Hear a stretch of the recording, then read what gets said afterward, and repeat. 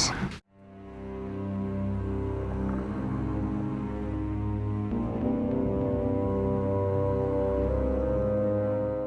Welcome to In Nomine, a celebration of my favorite tabletop role-playing games.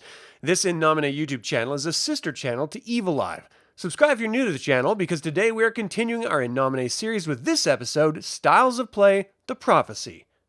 The Prophecy franchise is a guilty pleasure of mine. The films aren't very good, but the stories behind the films, in my opinion, are great.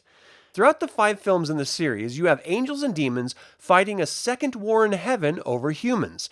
God wants to have human souls return to heaven, and the angels are split, with some wanting to be the favored creations of God and others wanting to follow God's will. The problem arises when, due to the second war in heaven, no human souls can ascend to heaven. Hence, they are stuck in their rotting corpses. Enter the demons. If the dissenting angels win the war, and humans are not allowed into heaven, then heaven will be just another hell, and the demons don't want another hell.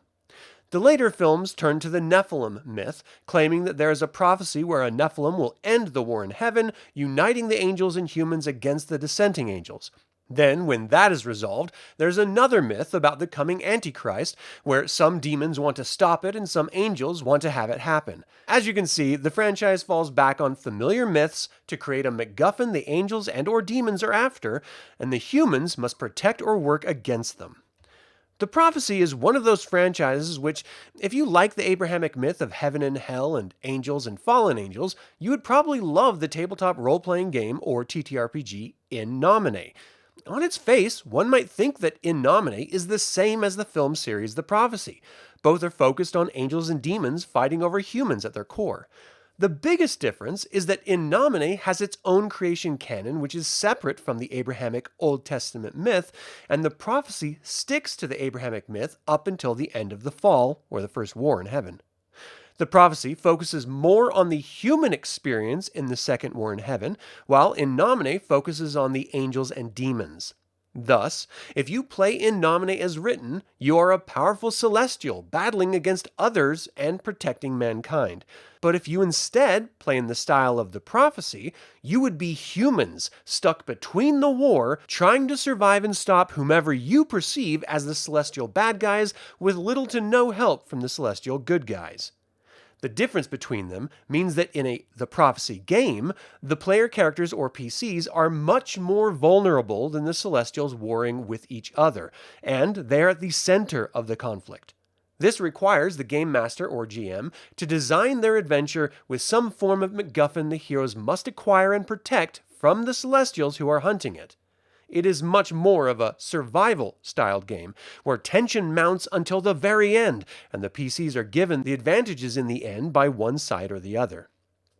I say it like that because in the first and fourth The Prophecy films, the humans were aided by Lucifer to overcome the Archangel Gabriel and the demon prince Belial respectively, who were hunting them. So what elements of The Prophecy game would need to be addressed in an In Nomine campaign? Aside from the aforementioned survival aspect, you must consider the MacGuffin. In the first The Prophecy, it's a human soul, which would be a simple connection as ghosts are an existing aspect of In Nomine. It may be connected to an item or an artifact the PCs must discover, then acquire. In the second film, the MacGuffin is the creation of the Nephilim and the mother carrying it. Again, this would be discovering a pregnant human woman and protecting them. The third film is the Nephilim. The Nephilim are an existing element in Nomine, so you would need to help them survive and or fight the big bad guy or BBG. The fourth film focuses on an artifact which is writing a prophecy. Once you discover the artifact, you simply keep it away from the demons searching for it.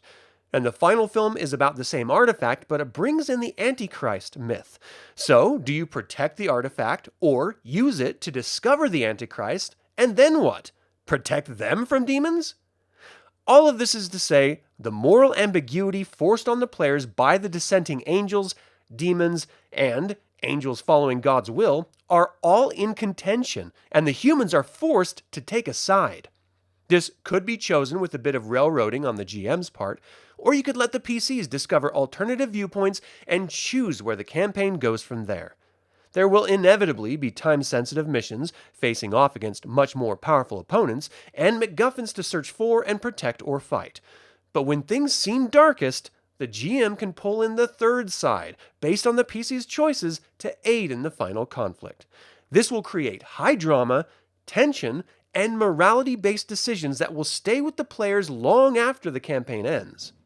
Now, In Nomine does have a lot of elements that you don't necessarily need to bring up or focus on in a The Prophecy-styled campaign, like the Ethereal Realm or the Marches. But you could bring it in as a location for one of the MacGuffins.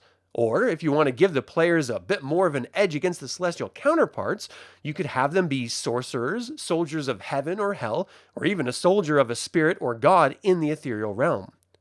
Perhaps one of the PCs is the Nephilim, or another form of a MacGuffin like a Gorgon or a half-human, half-ethereal.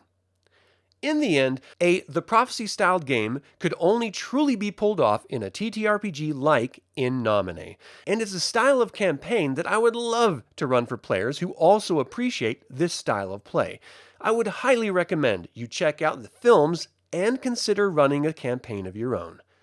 Thank you for watching today's In Nomine episode. Subscribe and ring the bell if you're new to the channel. Don't forget to click the like button and comment to let others learn about this award-winning role-playing game and this channel. And as always, remember that evil spelled backwards is live. So get out there and be evil.